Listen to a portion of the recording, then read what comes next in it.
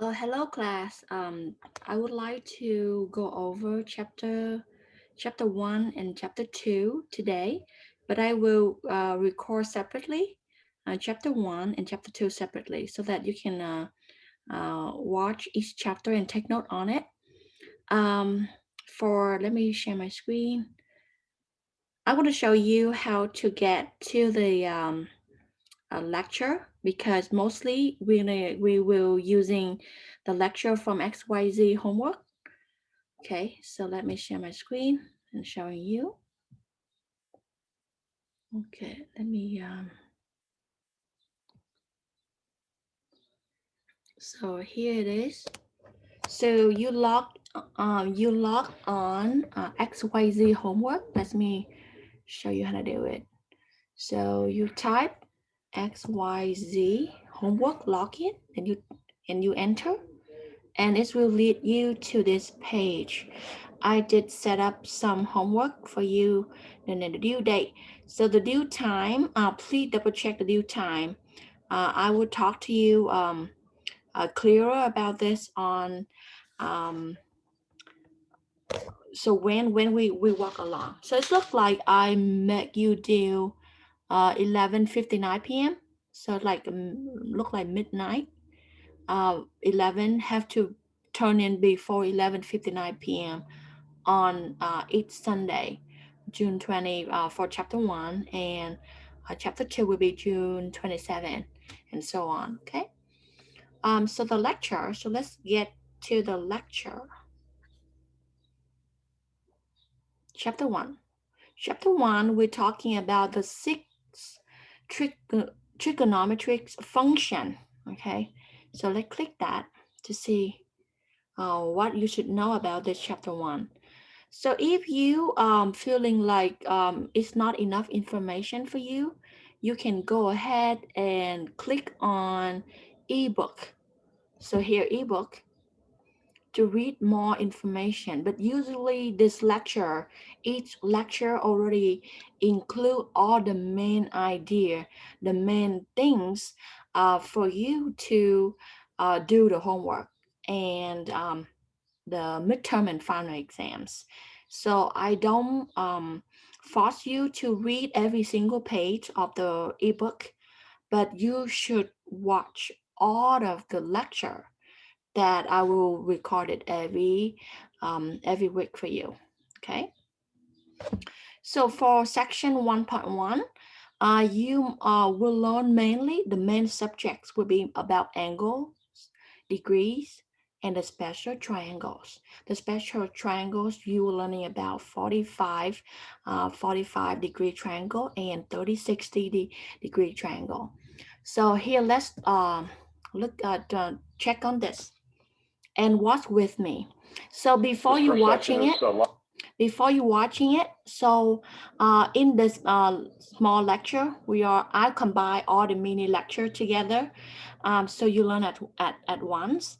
And for each mini lecture, the goal that I want you to understand is this type of question. So right here you can see give the complement and supplement. So the keywords in here is complement and supplement. So you will learn what is it. So this means you add up the angle to 90 degree, and supplement you add up the angles to 180. So however, like how do you compute, how do you apply and stuff like that, you need to watch this lecture carefully, okay? And you will find you will give complement and supplement angle for 10 degree angle, 10 degree, x, okay? And x is unknown. However, like how do you make it become complement and supplements? Question number 3, through how many degrees does the hours hand of the clock move in 4 hours? So here, like, so you will see like the clock and the angle and add up, and you will determine is it complement, supplement, something like that. And fill in the missing sides of the triangle.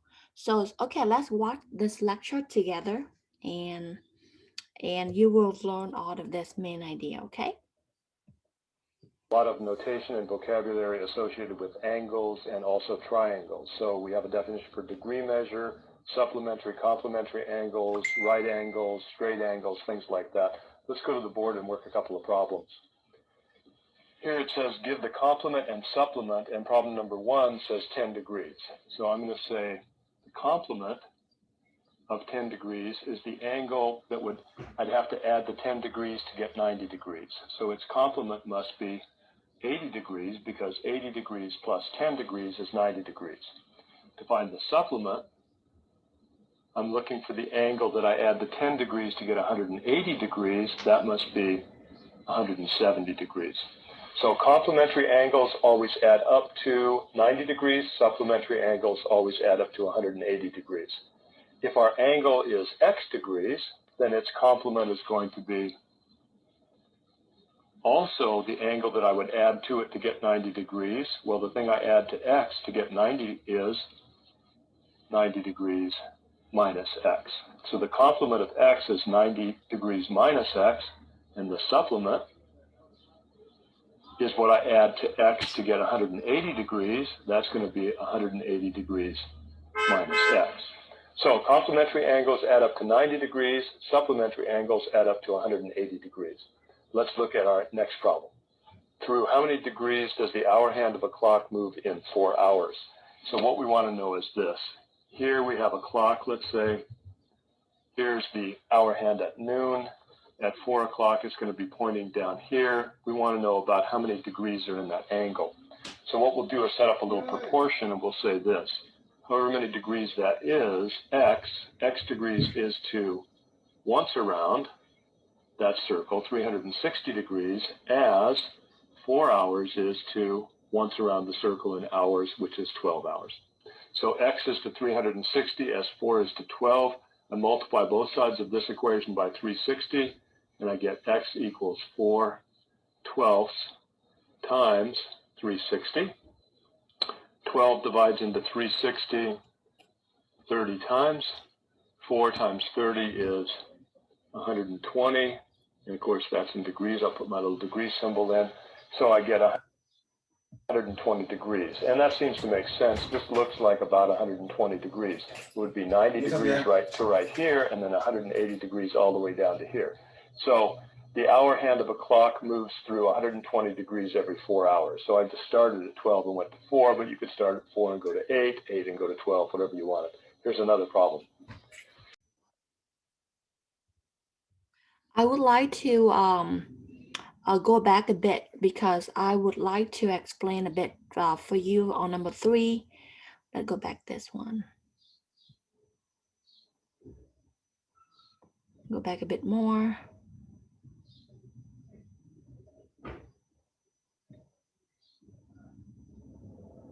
I think right here is good.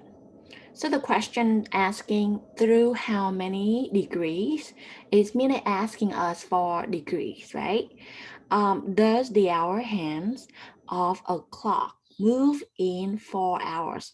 As you know, like the instructor already draw for you. One hand is at 12, right? Stand for minutes, and here stand for over here stand for hours, right?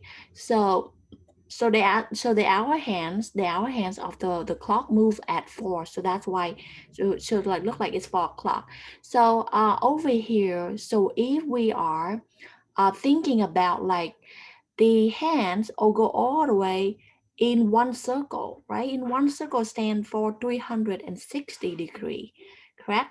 So right now, so we are setting up the proportion. So x, which is the degree. So when you set up proportion, make sure you're setting up the side, the same side will be the same units. So right here should be x degree, right? So x degree divided by 360 degrees stand for the whole circle equal to, and this is stand for the hours, right? So we have at the hands right here given us at 4 hours. You write 4 hours divided by total hours. The hour of we are having go all this way is 12, right? So go to one circle, don't go twice. Okay, so if we go twice, then that's the different story. So here just like go one circle only, so the maximum is 12. So and remember the way we are setting up, if you are setting up, look like the maximum degree is 360, so the smaller degree will be on the top, which is the numerator. And similar, so when you're setting up the other sides for hours, you have to set up the smaller hour on the top, and the maximum hour of the one whole circle is 12 at the bottom. Okay, so that is how you do it. You cannot switch like this. X divided by 360 degree equal to 12 divided by 4. You cannot do it. So you have to set up correct place for correct numbers. Okay, so if you're choosing, so you make sure you're choosing correctly. You can do like this. You can do 360 divided by X equal 12 divided by 4. You can do that, yes. Or you do this way, okay? Don't mix it up. And then when you done setting up proportions, so this type of question all the time, when it got 2 units, then you need to set up proportion, okay? Every time that you see 2 units. Right here, the first unit is degree, the second unit is talking about hours. So you make sure like every time like that happen, you will set up proportion. And thinking about the position of the way setting up, it's like that. So if this question on your homework again, try to go back with this lecture and then you will see it, and or maybe you write it down. Okay, write it down carefully so that you, when you do homework, it will help you a lot. And remember, all of this lecture is like we give you the idea so that if they changing, like they change different units, you know how to replace different units.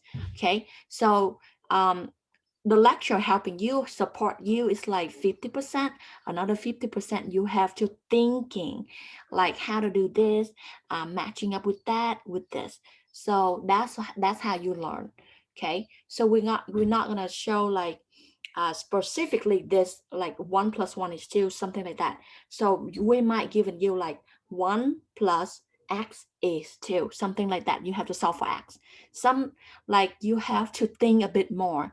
So but I believe all the lecture right here will help you learn in this class a lot. And as along, I showing you more detail, like how do you using this, then I believe that you'll be okay on your homework and your tests. All right, so, and I would like to input one more that this instructor did not include in. So let me play and I will pause when it's right time. Of course, that's in degrees. I'll put my little degree symbol in. So I get 120 degrees. There you go. And that seems, yeah, he just add on the degree. That's what I want to tell you. So when you write something, you make sure that don't skip any small icon or small like detail. Like right here at first, we have 360 degree. So you need to write that too, because why? You cannot cancel different units, you know?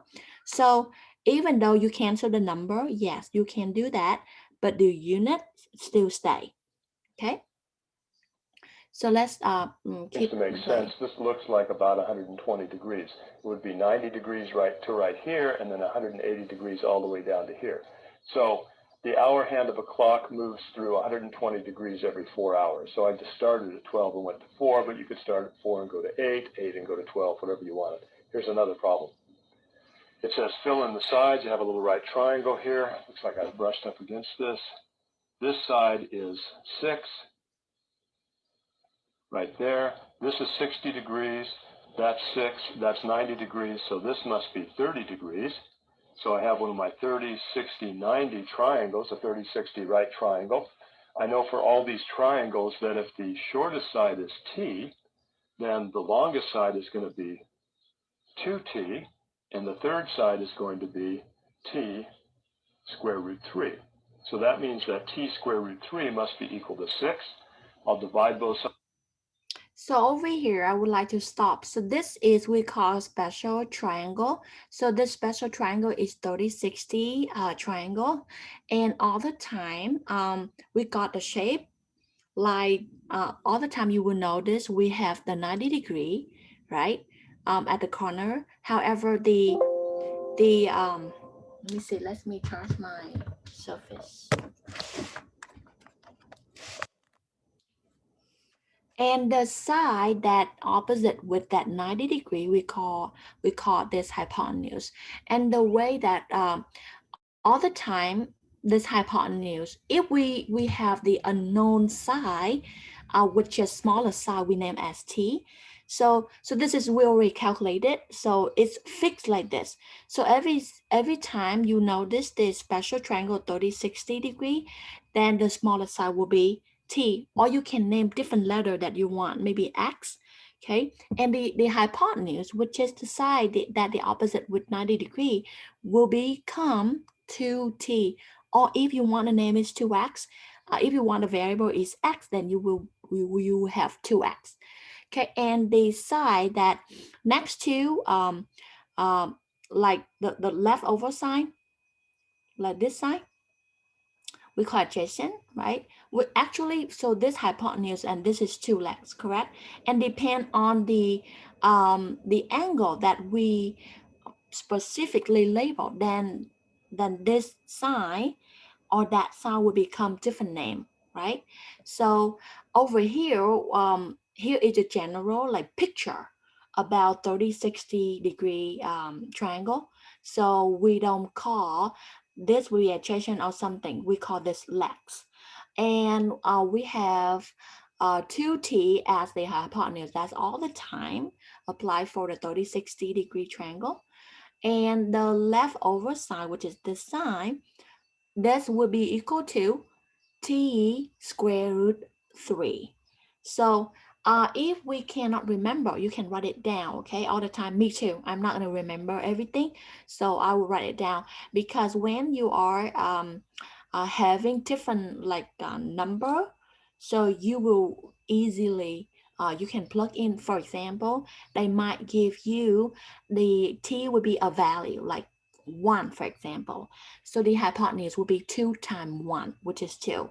And this will be t times square, which is 1 times square root 3, which is equal to square root 3.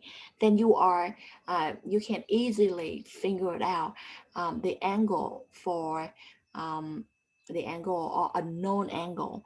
Right here it's just special already. So you're not gonna find specifically angle. Okay, so later, maybe later like small lecture, you will see it.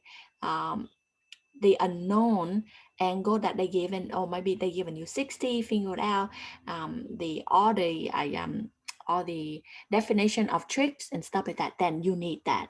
But over here you only need to understand that for 60, for 30-60 triangle, this shortest side will be t and hypotenuse will be 2t, and the leftover side will be t times square root of 3. So that's what you need to know. Okay. Sides by square root 3, and I'll end up with t equals square root 3. Whoops, take that back. T is equal to 6 divided by square root 3. So that's what t is equal to. That would be the shortest side, 6 over square root 3. And then the other side would be twice that, so 2 times 6 over square root 3 would be 12 over square root 3. And I would like to stop to explain to you what's going on right here. So here they would like to figure out this, we have 3 sides and we need to find the value of these 3 sides. So look like this problem given us, this side is 6. I just mentioned like t, 2t, and t times square root 3 is for the general, right? General information. But for this specific problem, they given us 6 for this one side only.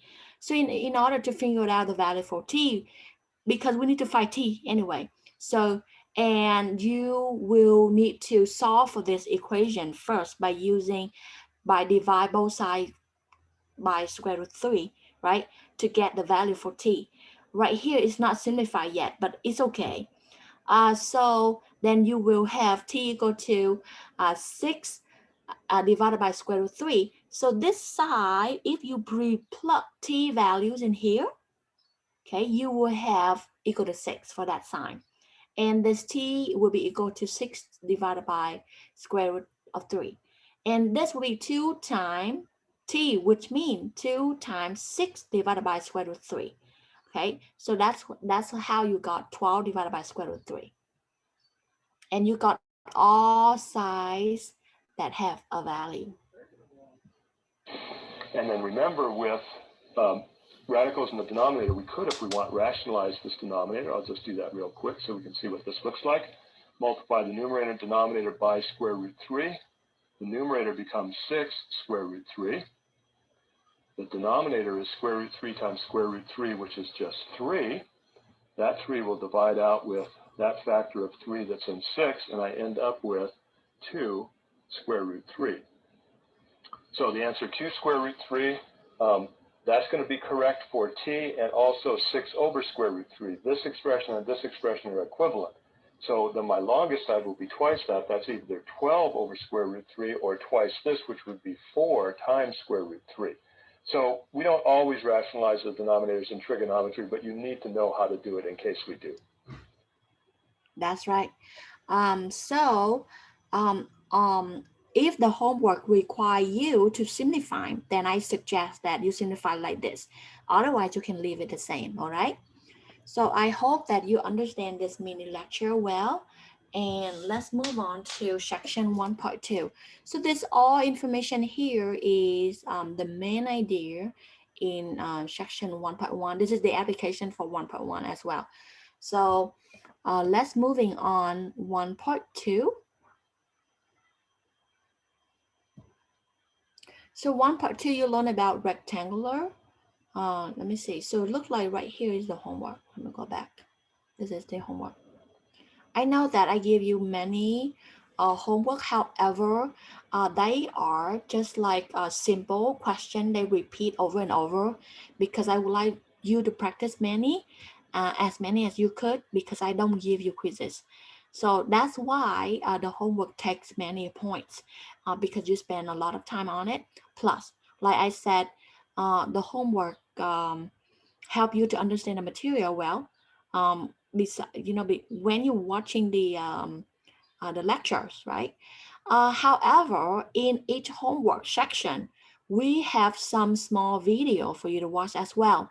And I would like you to watch that with me as well. So please spend time, do all of it. And remember, let me see. So we just done 1.1 lecture, the mini lecture for that one. So I want to show you the smaller lectures inside for each homework. That is very helpful. And it's again, it's like the main idea in 1.1 anyway. So it's just support you. So when you do the homework, you click on this 1.1. You click on this number. The lecture will be this link, okay? So I click on here. And you notice here, this is the sample of the homework. Look like I given you like 20 questions. Actually, this question is from the system of XYZ given to us. And I think it's scrambled. So I think every student have different question, but you can check. Anyway, the purpose for this is you learn for yourself, right? So, and I don't want somebody do it for you, or you hire someone to do it for you. This you learn for yourself. So please spend time, take seriously, learn this class. All right. And for the video, so if, for example, question 1, or asking about this, right? So you learned this from the lecture already, so you know right away the answer. It's just type in the number, type in the value here, and you're done. You move on to the next one, and so on. And if you got stuck, so let's say I'm pretending, if you got stuck, you watch the video, you don't understand it, you can read the ebook. All right. So let's, for example, let's type this. And this one have because we did went over this, so I'm not gonna give you watch this, but this is for extra for you to like review along with the time that you're doing the homework, so that you can play the lecture and the teacher just give you the same idea that from the lecture, and you can do it. Okay, so if you don't feel like okay, I understand it, I don't need to watch it, you'll be okay, you're not watching it. Okay, so all your notes will be the lecture information, like the mini lecture that I went over, and I let you watching it, so that those will be um, the the the um, the main ideas that I want you to write down your notes and submit on Canvas for me. That's count as participation points, and it costs a lot of points. So you make sure you do it. Everyone must do it to get credit. Otherwise, you might not get good grade. Please read my syllabus if you're confusing about a grade. Please reading it. So let me give you another example for, let's say, question number, let's say question number 5. Okay, for example, for this one, so they're giving us this figure, right? And they want us to find alpha.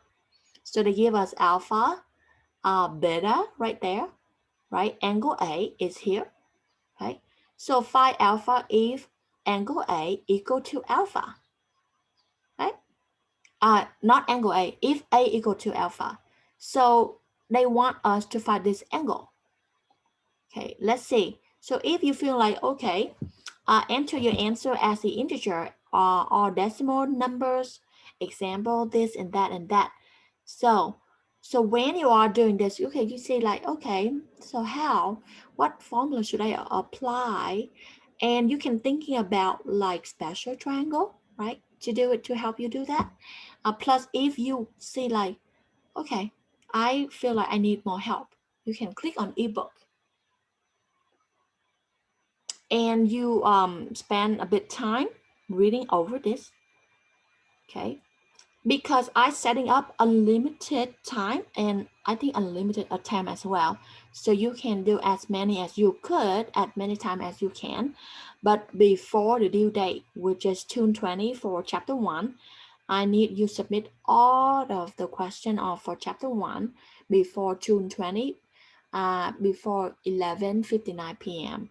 So please pay attention to the time, and please don't be lazy of doing it. So so you can kind of read over this, and learn about the special triangle, stuff like that. You can using the formula, right? So all of us, actually this very simple because the Pythagorean theorem here, you can notice, for example, right here, we talked about remember all the right triangle, you are allowed to apply Pythagorean theorem. And what is it? And it mean in order to find the size, mostly find the side, you got hypotenuse C, right, which is, it becomes C squared, like it's like double, um, like squared equal to leg A squared plus leg B squared, stuff like that. So all of this and example down here is helping you to do your homework as well. Okay. And right here, another example about the special triangle. We talk about this on the lecture, right? So all the time is fixed like that. So if they're changing something, the 30-60 degree triangle all the time having the side like this. Sometimes they giving you one side for T, for example, or they giving you and so that you can figure out the other two sides. And we did this, right? And over here is the example that is helping you to doing the homework that we just mentioned. Number, I think number 5, right? Let me minimize this so that you can see it. This number 5, right? So it's similar. So you can, read this and then follow it by using Pythagorean theorem and figure it out the value. Okay. It's I think it's kind of it's very helpful when you spend time reading and follow my directions. I think you'll be okay. And then you type in the value that you found for this. Okay, so look like they want you to find alpha, right? So then you should find that. You can find this hypotenuse and then you figure out that angle. Okay. Let me see, this attempt is 1 out of 3. So I will try to fix that into unlimited attempt. Like I said, I give you unlimited attempt so that you can do as many times as you can until you get it correct without counting the time. So you're not stressed out about your grade and um, enjoy the class. For example, I noticed that look like this question again here is have to give us ebook, but however this question already from the lecture, so you can rewatch the lecture. I'm trying to find the question that have the video separately so that you can watch along. For example, for this one, for example, so they're giving us this, they're giving us the sign, right? So but right here you don't know, you can thinking like, okay, so how do I find this leg? Okay, in order to like kind of review for you, you can click this video to watch. And again, when you take notes, I don't require you to take note from the homework videos, but I recommend that you should watch and take note as well. Okay, so this is like this small video like optional. So let's see here, because most the Okay, video, we have a right triangle with a hypotenuse equal to 5, and the other sides are consecutive integers. So we want to find the lengths of those two sides. So the first thing that we're going to do is we're going to draw a little diagram of the situation. So I'll draw just a right triangle. Does not have to be accurate. And I want to label it with the information that I'm given in the problem. So I can see that the longest side is the hypotenuse, that's 5. The other two sides are consecutive integers. So if we let one of those integers be x, the next one after that will be x plus 1. Because to get from one integer to the next integer, you add 1. So I'm just going to say, let's let that side be x, and that side will be x plus 1. Now that I've labeled those sides like that, I want to look for a relationship between the sides. And of course, it's the Pythagorean theorem. So I'm going to say this, x plus 1, quantity squared, plus x squared is equal to 5 squared. So in the Pythagorean theorem, the sum of the squares of these two sides is equal to the square of the hypotenuse. So that gives me this. So that's from the Pythagorean theorem that I get after I label that little triangle. Now I need to solve this equation. So I'm going to start by expanding this, x plus 1 squared, x squared. so I will stop here, just like give you the idea how you like some small lecture can support you every single question that you when you do your homework. So that is how it is. And all along this kind of format apply every single chapter, so that I believe you'll be okay. Okay, and again, all the time I will be in class using Conference Zoom, which is you need to go to Canvas, and then you click on this word Conference Zoom. See that? You click that.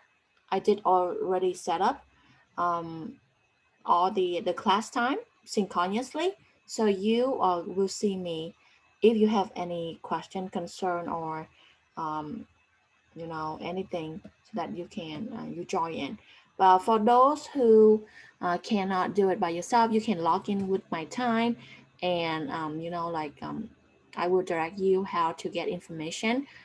Plus, for those who already finished every single week homework, like, because I did give you the idea in module, so you go to module, you will see all the schedule that I have done. but I'm not published yet.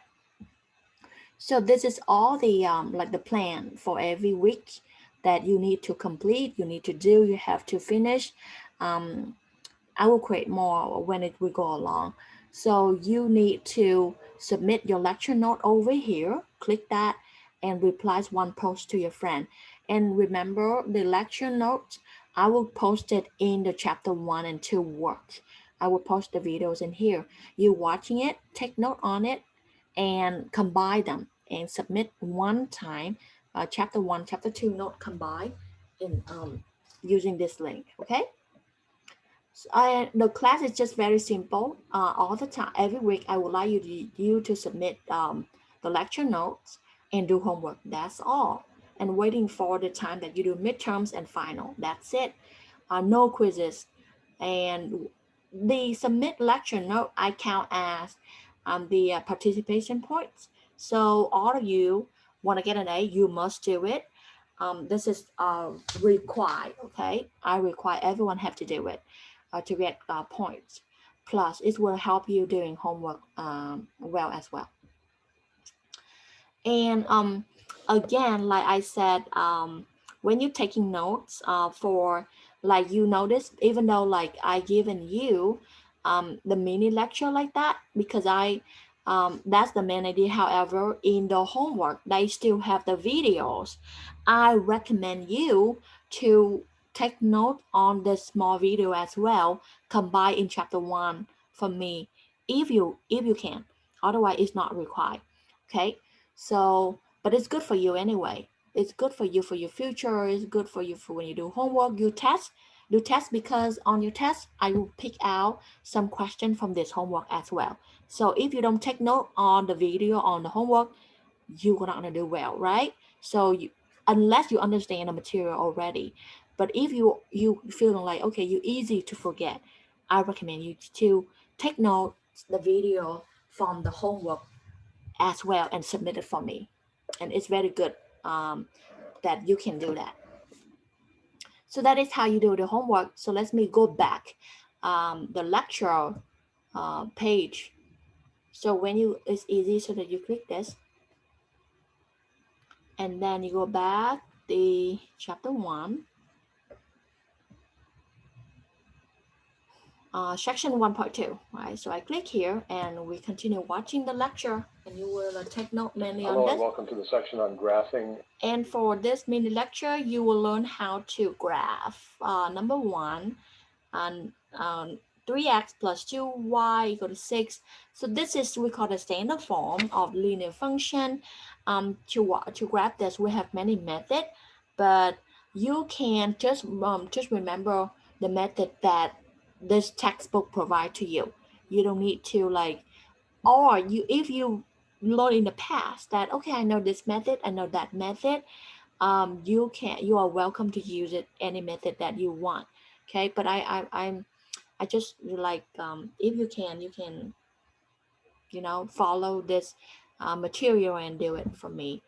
And number 2, you graph look like the parabola, y equal to parentheses x plus 2 square minus 4. And this, we have the way how to graph this very quick by using vertex, and later you will see it. And number 3, find the distance between this 2 point. We do have the formula to figure it out. So it's very simple. If you you watch this lecture along and write down the way how to do this, and you draw 222 degree in the standard position. So let's watch this video together. And rectangular coordinate system. I forgot to introduce myself in the last section. I'm Charles McCabe, the author of your textbook. Let's go to the board and work our first problem. We want to graph 3x plus 2y is equal to 6. So you know from your experience with equations in 2 variables that this is the equation of a line, and all we need to do is find 2 points on it to sketch the graph. So I'll find 2 ordered pairs. First of all, I'll let x be equal to 0. When x is equal to 0, I have 0 plus 2y equals 6.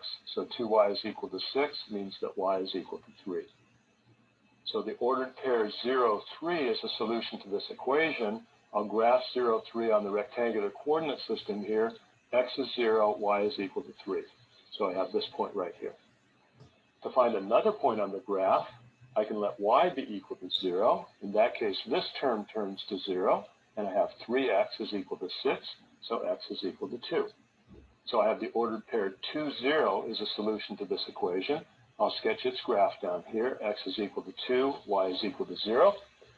And now I have 2 points that are on the graph. I'll simply draw a line between them, and I'll have the graph of all the points in the coordinate plane that are solutions to that equation.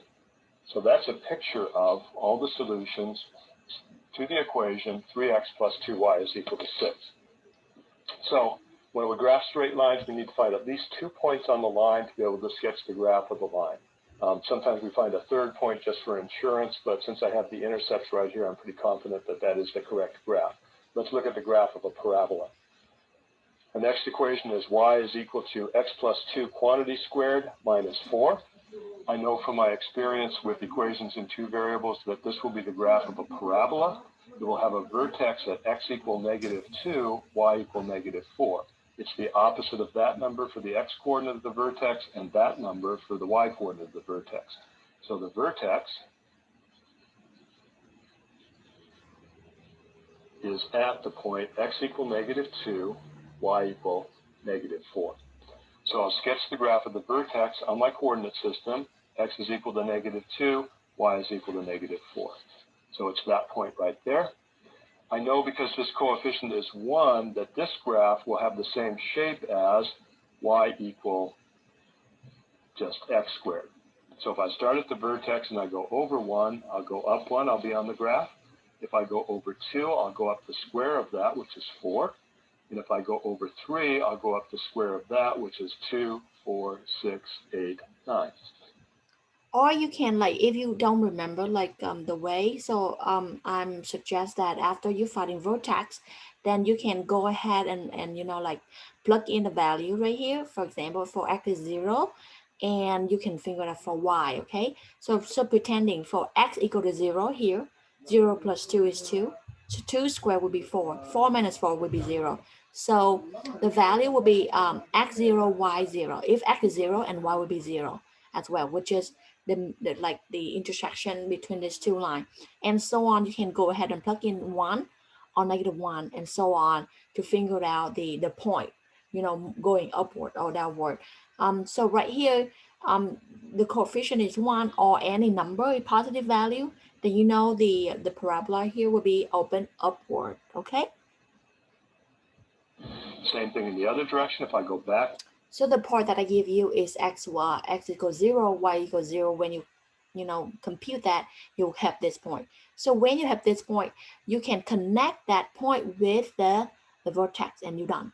And the other side, you just see like, okay, the vertex will make me the axis of symmetry, and you will see the mirror point, the point that even distant with 0, 0 here will be right here. Okay. So you can, graph. You can, so there will be a part right here as well, as I like guessing by using the method.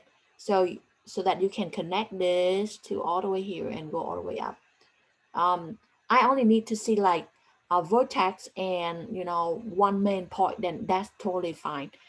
But you have to graph the whole shape to get full credit.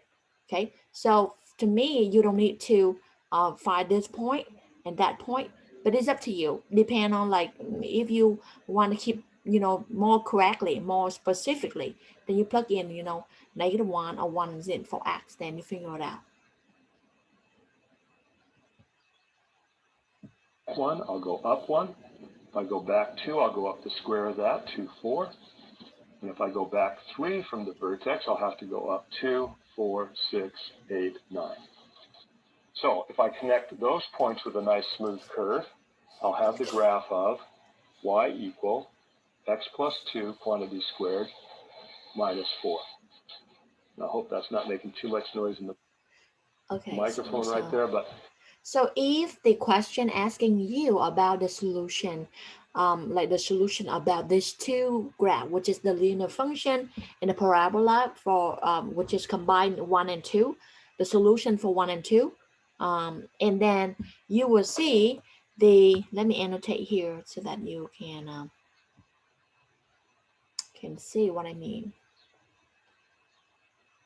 Okay, so if the question asking you about the solution point, okay, then what do you have? You see that they cut right here, okay, they cut right there. Let me see. Mm, they cut right here. This point will be the solution for these two functions. Okay, so if they had additional question like that, then that would be it. Otherwise, you are okay to draw just from here to here. We're gonna go up. That's it. Okay, and give me the arrow. Okay, you don't have to draw very long. Okay, but it's up to you. I just give you the idea. All right, so let's keep moving. If you have any question, please write it down and email to me, or let me know in class. That is the graph of this equation right here, and any shape that looks like that or that shape is the graph of a parabola. So equations in two variables where x is squared and y is to the first power, like this right here, will have graphs whose shape is a parabola. Let's look at our next problem. We want to find the distance between the points 3, 7, and 6, 3.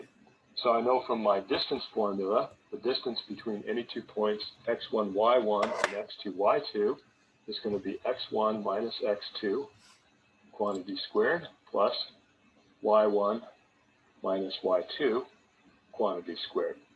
However we write the formula, though, the point is that we're going to take the difference of the x-coordinates, square what we get, the difference of the y-coordinates, square what we get, add those two quantities together, take the square root of that result, and that's the distance between those 2 points. So in this case, that's going to be the square root of the difference between 6 and 3 is 3, quantity squared. The difference between 3 and 7 is going to be negative 4 or 4. It won't make any difference, squared. So I end up with square root of 3 squared, which is 9, 4 squared, which is 16. 9 plus 16 is 25, the positive square root of which is 5. So I did a little shortcut here when I took these differences. I just asked myself, what is the difference between 3 and 6 or 6 and 3? Whether I say 3 or negative 3, when I square it, I'm still going to get 9. And then the difference between 7 and 3, that's going to be 4 or negative 4, depending on the order I subtract in. But still, when I square it, I end up with 16. So the distance between these 2 points is going to be 5. And if we graph those on a coordinate system, you'd see that that would be 5. Here's our next problem. Draw 225 degrees in standard position. So an angle's in standard position when we put it on the rectangular coordinate system, and we do it so the vertex of the angle is at the origin. Here, the initial side of the angle is along the positive x-axis, so that's the x-axis. Here's the y-axis. And then the terminal side goes out from there. So 225 degrees in standard position. This is 90, this is 180, this is going to be 270 down to here, halfway in between that.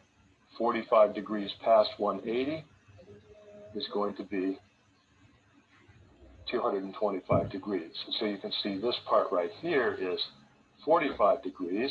I know that I'm starting out here at 0 degrees in standard position, 90 degrees in standard position, 180 degrees in standard position, 270 degrees in standard position. So if I go 45 degrees past 180, I'm going to be at 180 plus 45, which is going to be 225 degrees.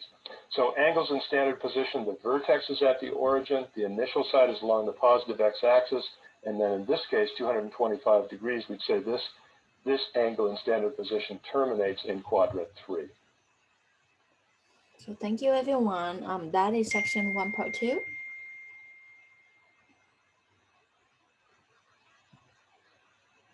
If you have question, the way that I teach for the method that I teach for this class is I'm using the like the application right away apply so that you can see actual problem. And so as you notice, like, okay, when you take note, you just write everything's here, copy down, that's it. And the formula you can write on the side or something on somewhere like a side of a different page. So using um, like a formula of the distance, something like that, so that you when you turn back your page, you can see right away that that is the formula. But anyway, it's already appear on here on the question right here. You just like need to understand how to solve this type of question, and you're done for the lecture. Cause so and this lecture is 1.2, and we're done for 1.2. So let's go back 1.3 to see what happened. Okay, let me close this. We have how many sections? We have 5 sections. We got 3 more to go. So the in 1.3, the main idea you will learn about trigonometric function. So we have total 6 of them. So let's see what is it. And In this section, we're going to use in this lecture, you will learn how to find 6 trigonometric function of theta. Actually, this theta it can be named different letter, different Greek letter if you want, but mostly we're using theta for like measuring the angle. So, and if we have the specific point is -5, 12 is on the terminal side. So here, the key words that you will learn, which is you focus on terminal side for me, okay? What is it? And you're focusing on this to understand how to do this type of problem. And number 2, you need to find sine, cosine, and tangent of -45, okay? And for this one, you pay attention like why the angle is negative. How come it's negative? You question yourself like that. So the answer will be coming up soon. If tangent theta is 3/4 and theta is belong to QI, which is quadrant 1. So this stands for, because we have total 4 quadrant, right?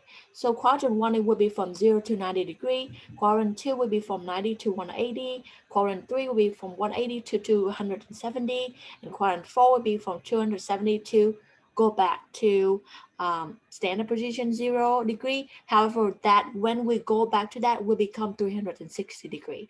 So we're going to check it out how to find sine and cosine based on that information. So let's start. So when you're writing your note, you should writing down this question as well, and then solution. Okay, thank you. use our definition for the 6 trigonometric functions to work some problems. Here's our first one. It says find the 6 trigonometric functions of theta if the point -5, 12 is on the terminal side of theta. So let's draw a little picture here first of all so we can see what theta looks like. So I'll draw on a coordinate system. The point -5, 12 is on the terminal side of theta. So let's just say that's -5, x equal -5, y is equal to 12. Let's just say that theta looks like this in standard position. Initial side along the positive x-axis, vertex at the origin, terminal side right here. So this is our angle theta that we're looking for the 6 trigonometric functions of, and this point right here is the point x equal -5, y equal 12. So the first thing I need to find is the distance from the origin out to that point. That's r. R is equal to the square root of x squared plus y squared. So square root of 25 plus 12 squared is 144. That's going to be the square root of 169, which is 13. So that distance from the origin out to that point is 13. I have x equal -5, y is equal to 12, and r is equal to 13. I need those 3 numbers in order to find the 6 trigonometric functions of theta. So first of all, sine theta, by definition, is y divided by r, and I know that y is equal to 12 and r is equal to 13. So sine theta is 12/13. Cosine theta, by definition, and we have to have memorized this, is x over r. X is equal to -5, r is equal to 13, so I have -5/13. Then tangent theta. So over here, I would like to remind you a bit. for 6 trigonometry function, we have 3 ways of figured out the trig functions. A trig function we have total like cosine, sine, tangent, cotangent, cosecant, secant, and a cotangent, right? So total 6 of them. And so this definition is one of the way for you to find 6 trigonometry function based on the given data. Then you were thinking about what method that I should do to figure out my 6 trig function. And because they given us the values -5 and 12 are the points on the graph, okay? And using the terminal size, and we need to find, we should, so those information telling us we have to rather find r instead of find the angle and figure out trig function. You got 3 type, and later you will know it. So this is one of the formula to find sine theta will be y divided by r, cosine will be x divided by r, and so on. Later you will apply well, like the definition, like you should over and over stuff like that, then you will see it. And another type is talk we want to find by based on the right triangles, and another one will be based on the word we call SOHCAHTOA. Okay, so you will learn that soon. For right now, for this type, to find 6 trig function, we need to apply this method. Is equal to y divided by x.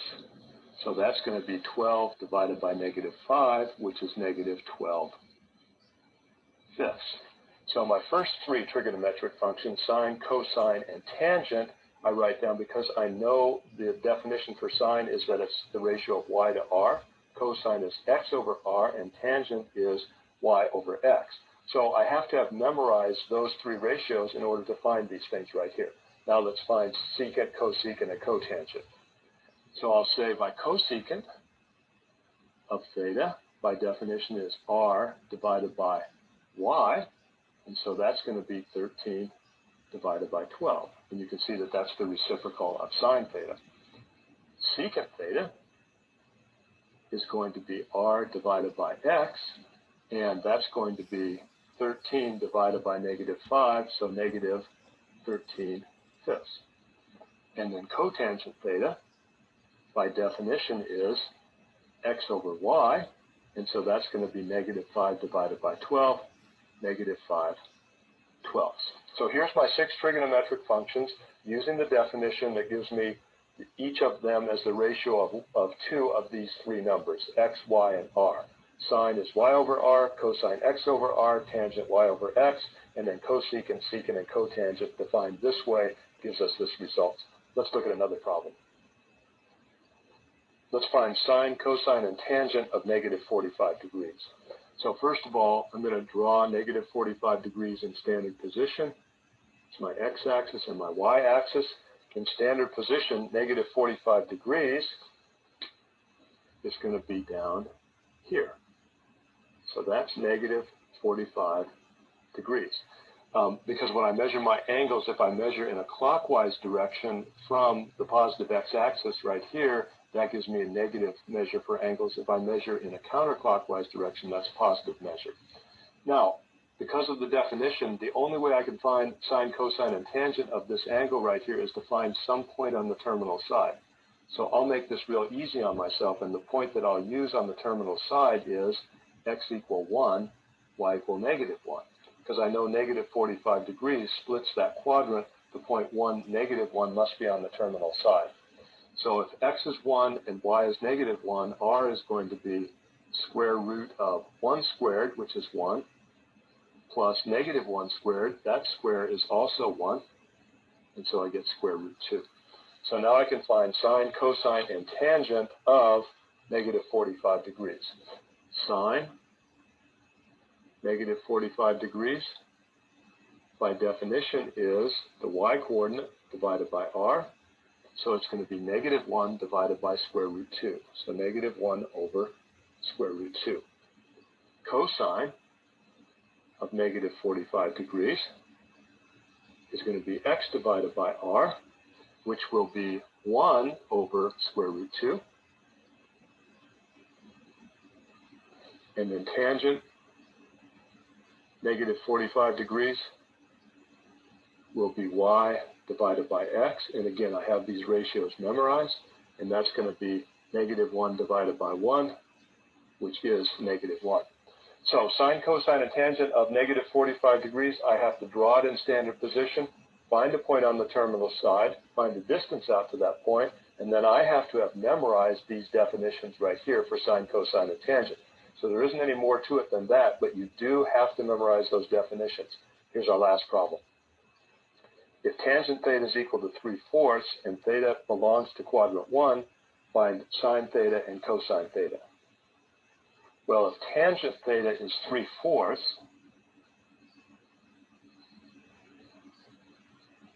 I know by definition that that's the ratio of y to x. So I can say, if I want, let's let y be equal to 3 and x be equal to 4, and then I'll have two numbers whose ratio y to x is going to be 3 to 4. Now, just because the ratio of y to x turns out to be 3/4 doesn't mean always that y is 3 and x is 4, but I can at least let y be 3 and x be equal to 4 and get two numbers whose ratio is 3/4, and that's all I need. Now, let's find r. R is equal to square root of x squared plus y squared, square root of x squared, which is 16, plus y squared, which is 9. I just set it in the wrong order. Square root 25, or I should say positive square root of 25, which is 5. So sine of theta is going to be y divided by r. Y is equal to 3, r is equal to 5, so that comes out 3/5. And again, I've memorized that ratio. Cosine of theta is going to be x divided by r. I've memorized that ratio. And in this case, I've said x is 4, r comes out to be 5, so that's going to be 4/5. So if tangent theta is 3/4 and theta terminates in quadrant 1, meaning sine, cosine, and tangent will all be positive, then sine theta must be 3/5 and cosine theta must be 4/5. So if there's one thing that you want to have done after you finish this section, it is you want to have that definition for the 6 trigonometric functions memorized. Thank you, everyone. So that is section 1.3, and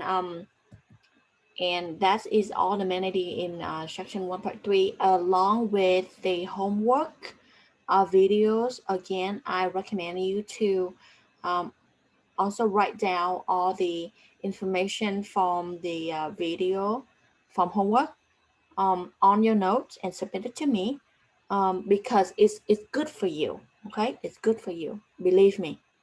So the next section is 1.4, and we have 1.5, and again, for this chapter 1 forum is for where you asking your friend question, and maybe, you know, you can chatting each other in this forum, and I might jump into chat with you. Okay, but mostly I will see that so here I don't count credit point for here, but here it's good for you to communicate each other. So what I care for your grade is your lecture notes submit on Canvas and replies to your friend on Canvas, as well as doing homework and waiting for midterm and final exams coming. Okay. So let me jump to 1.4, introduction to identities, and more identities for 1.5. For this video, you will learn if we have sine theta is 4/5, and so what do you want to see? The cosecant theta will be what value? And 5 cotangent theta, if we have sine is -5 or 13 and so on, and we're gonna compute this. So this is the application for chapter 1.3, and it's very helpful. So please watch carefully. What we want to do next is look at some of the ways that we can use our ratio identities, reciprocal identities, and Pythagorean identities. Here's our first problem. If sine theta is 4/5, find cosecant theta. Well, we've memorized that sine theta and cosecant theta are reciprocals. That is, cosecant theta is always equal to 1 over sine theta. That is one of our reciprocal identities. That means that, in this case, cosecant theta will be 1 over 4/5.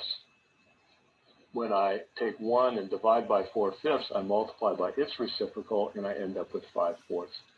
We could, of course, go directly from here to here and skip showing that work right there, because we know that cosecant theta and sine theta will always be reciprocals. That means that their product is 1, so if one of them is 4/5, the other one must be 5/4. Here's our next problem. Find cotangent theta if sine theta is equal to negative 5/13 and cosine theta is equal to 12/13. Well, I know from my ratio identities that cotangent of theta is always equal to cosine theta divided by sine theta.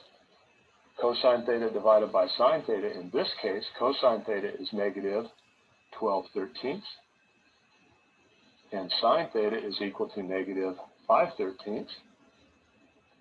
So I end up with negative 12/13 divided by negative 5/13, which is going to be negative 12/13 times the reciprocal of 5/13, which is negative 13/5. Negative times a negative is positive. My 13s divide out, and I end up with simply 12/5. So a little review of fractions there for you at the same time. But the main point here for trigonometry is that the cotangent is always the cosine of theta divided by the sine of theta. In this case, that's negative 12/13 divided by negative 5/13. I multiply by the reciprocal, I end up with positive 12/5. So anytime you have the sine and cosine, you have the cotangent, and of course then you also have the tangent, because tangent and cotangent are reciprocals. Here's our next one. Find cosine theta if sine theta is 1/3 and theta terminates in quadrant 2. Well, I have a Pythagorean identity that tells me I can find the cosine if I have the sine using this identity. Cosine of theta is equal to plus or minus the square root of 1 minus sine squared theta. That's an alternate form of my Pythagorean identity. My basic Pythagorean identity says that sine squared plus cosine squared is always equal to 1. An equivalent form is that cosine theta is plus or minus, depending on what quadrant we're in, the square root of 1 minus sine squared. So let's take a look. Because theta terminates in quadrant 2, and I'm looking for the cosine, I know in quadrant 2, cosine is negative. So I'm going to choose that sign, square root of 1 minus sine squared. Well, sine is 1/3, so its square is 1/9. So that's going to be negative square root of 9/9 minus 1/9 is 8/9. So I'll take the negative square root of 8 is going to be 2 square root 2. When I put that radical in simplified form, and the square root of 9 is 3. So if the sine of theta is positive 1/3, and theta terminates in quadrant 2, then the cosine of theta must be negative 2 square root 2 divided by 3. About the square root, you must learn in previous class. So we're not going to review or spend time on the square root unless you're asking me. Okay, otherwise I let it um, just keep going on like this. Plus about quadrant 2 and quadrant 1, you can imagine. So let me go over a bit about quadrant for those who don't who's still confusing about it. So let me jump to the space. I need a space. Let's see. So let me try to let this teacher going along. Then if I have space, then I will pause and let me I think you just go back. Let's see. Spy for this. Okay. I think this is good. Let me annotate on this so that we don't forget.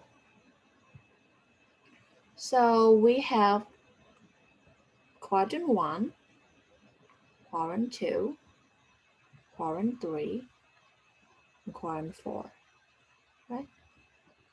So for quadrant 1, so you know this is the x, right? The x-axis, this is y-axis, correct? So actually for the for sine or cosine, um, and the point all the time will be x comma y. Understand? So for quadrant 1, you know that for this side, let me change different color. So this side x is positive value, and this side is y is positive value. So quadrant 1, x and y all the time will be positive, right? So but quadrant 2, you see x will be negative, right? And y will be positive. Okay. Quadrant 3, you have x is negative and y is negative for quadrant 3. In quadrant 4, x value will be positive and y value will be negative. So that how you choosing the value for like negative or positive, like this number 3. So if theta is belong to quadrant 2, then you know that the value, if we find cosine or something, right? Or if we find cosine, you know that the x value will be negative, right? So cosine, stand for like the x value, something like that, and psi stand for the y. So you can kind of remember this small hint, then you can figure out a value. Okay, so let's keep watching. Let's finish this. Is positive 1/3, and theta terminates in quadrant 2, then the cosine of theta must be negative 2 square root 2 divided by 3. Here's our next problem. If cosine theta is 12/13, let's make sure you can read that. 12/13, and theta terminates in quadrant 1. Well, that's good. That means that all 6 trig functions are positive because we're in quadrant 1. Then let's find sine theta, tangent, tangent theta, cotangent theta, cosecant theta, and secant theta. Okay, well, sine theta, I'm going to use my Pythagorean identity. Since theta is in quadrant 1, I know I'm going to have positive square root of 1 minus cosine squared. That's 144 over 169. So that's going to be the positive square root of 169 over 169 minus 144 over 169 is going to be 25 over 169. And so that will be the square root of 25, which is 5, square root of 169, which is 13. So if cosine theta is 12/13, then the sine of theta must be 5/13, and I know it's positive because theta terminates in quadrant 1. That means that tangent theta is, well, how about if I use my ratio identity? Sine theta over cosine theta. Sine theta is 5/13. Cosine theta is 12/13. 5/13 divided by 12/13 is 5/12. So that's my tangent theta. Cotangent theta is the reciprocal of tangent, so it must be 12/5. Cosecant theta is the reciprocal of sine theta. Sine theta is 5/13, so cosecant theta must be 13/5.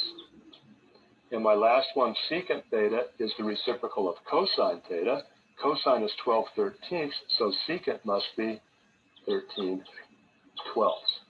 So here's the point of these identities. If we're given any one of the trigonometric functions, in this case cosine theta equal 12/13, and the quadrant in which theta terminates, then we can find the other 5 trigonometric functions of that angle. All we need is one trigonometric function, and with our identities, we can find all the rest of them.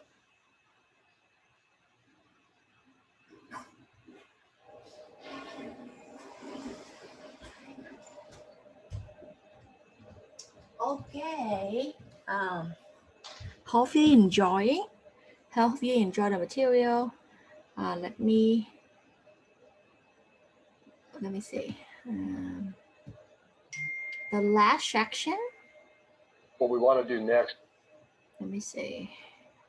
We minimize this. Let's see. Our last section is on more identity. So let's watching this together, and we're done for chapter 1. Okay. So far in this chapter, all we've really done is had the basic definition for the 6 trigonometric functions. Everything else has been just working with that, including these identities.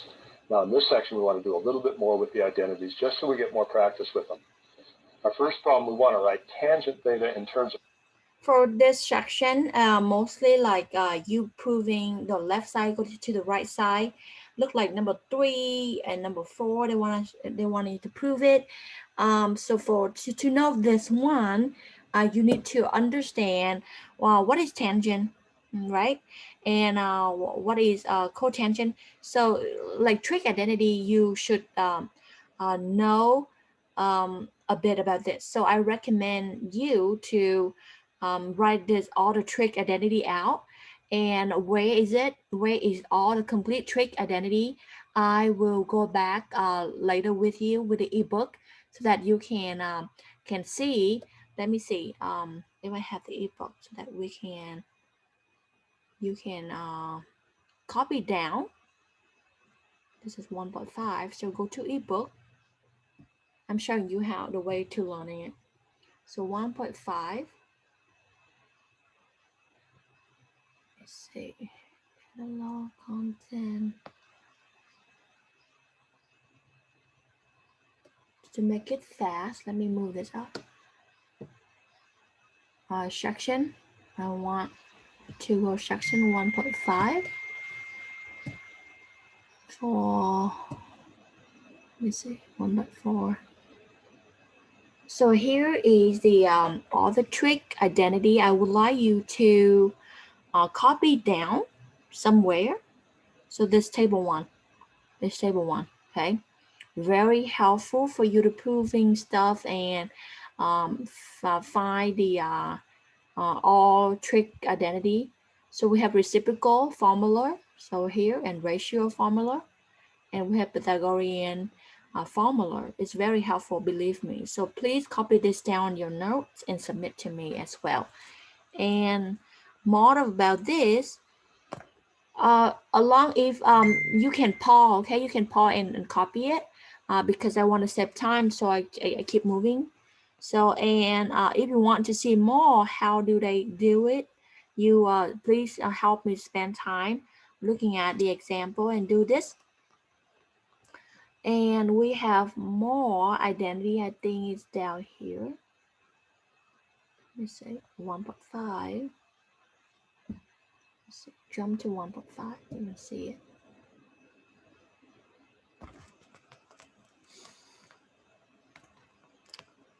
This example is very good if you spend time reading them. And okay, so look like right here they given you how to proving only. Okay, I think that table 1 is good enough, but over here is more practice. Actually, a lot of this on your homework already. If you can just spend, if you understand the lecture already, you don't have to read more from textbook. But if you don't get it, so please log in the ebook to read more about this example. It's helped you a lot and learn a lot. So please do so. So let's go back to the lecture.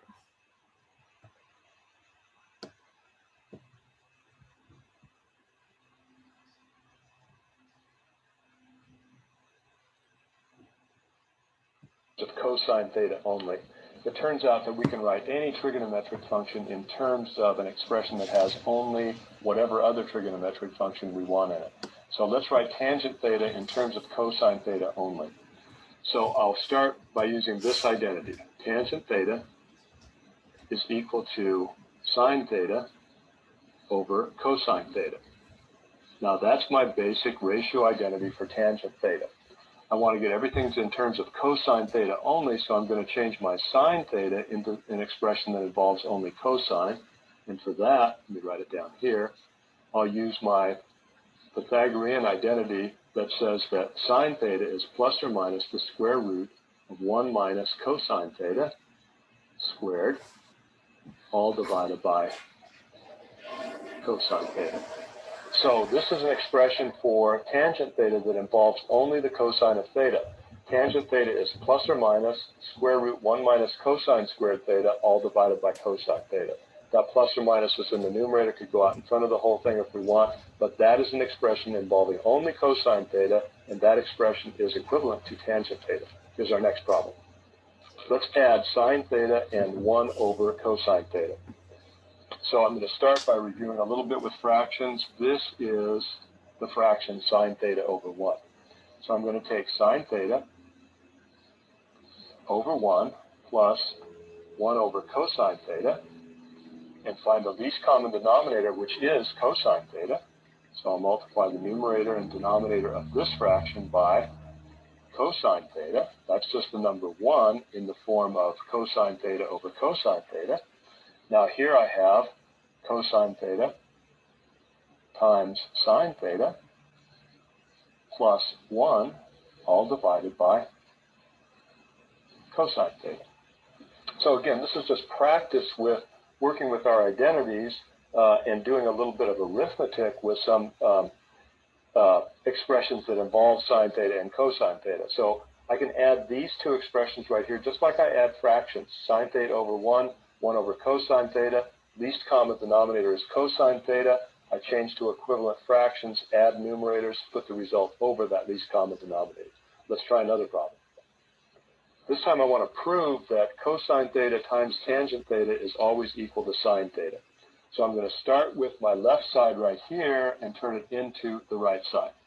So I'm going to start by saying cosine theta tangent theta is equal to, I just look for something that's going to give me an expression that may simplify into sine theta. So cosine theta times, well, I know tangent theta is sine theta over cosine theta. So let's write this as cosine theta times sine theta over cosine theta. Now I see that I have cosine theta in the numerator here, and in the denominator here, I'll divide out that common factor, and the result is just sine theta. So I've succeeded in taking my left side and turning it into my right side just using my basic identities right here and a little bit of algebra, and I've showed that cosine theta times tangent theta is equivalent to sine theta. Let's try another one. Sine theta divided by cosecant theta is equal to sine squared theta. So again, I'll start with my left side. Sine theta divided by cosecant theta is equal to sine theta divided by, well, cosecant theta is 1 over sine theta because cosecant and sine are reciprocals. So I'll just use a reciprocal identity to rewrite cosecant theta as 1 over sine theta. Now to divide by 1 over sine theta, I multiply by its reciprocal, so I end up with sine theta, that's what I have in the numerator, times sine theta over 1. Sine theta times sine theta is sine squared theta. All divided by 1 is the same as sine squared theta. So again, I started with my left side right here, replaced cosecant theta with an equivalent expression, 1 over sine theta, using a reciprocal identity, perform a little bit of algebra right here, and I've succeeded in showing that this expression is equivalent to this expression. So again, just a little more practice with the identities that come from our definition 1 for the 6 trigonometric functions. Thank you, everyone. The proving is very interesting. So please practice more on this one. And I'm finished chapter 1, the lecture combined. So if you have any question, please email me or asking your friend under the forum right here. For each chapter, we have forum. And don't forget to do your homework. So the first 2 weeks, very intense. So I require you to complete 1 chapter for 1 week. So please, you can go ahead and do your work. You do your homework because it's everything already set up. So you can starting because I plan to give you tests, midterms from chapter 1 through chapter 4. So chapter 1 and chapter 2 very intense for every week, and starting from chapter 5, so then we take a bit more time because those chapters very hard. So 1, 2, 3, and 4 kind of easier. So that's why I would like you to so that we only have 6 weeks. So that's why, and I really don't want to rush you. So that's why I open ahead of time for everyone to you can start doing your work now. All right, so we are finished chapter 1, and see you chapter 2 later. Bye bye.